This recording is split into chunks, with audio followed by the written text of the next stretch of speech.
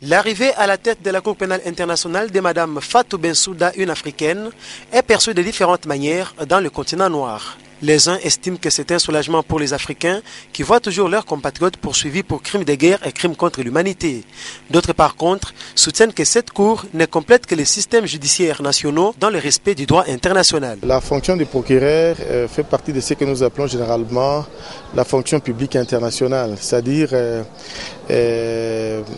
d'emblée, elle n'a pas de connotation politique, encore moins de connotation diplomatique, mais ce que vous devriez savoir, lorsque un haut fonctionnaire est choisi parmi des Africains,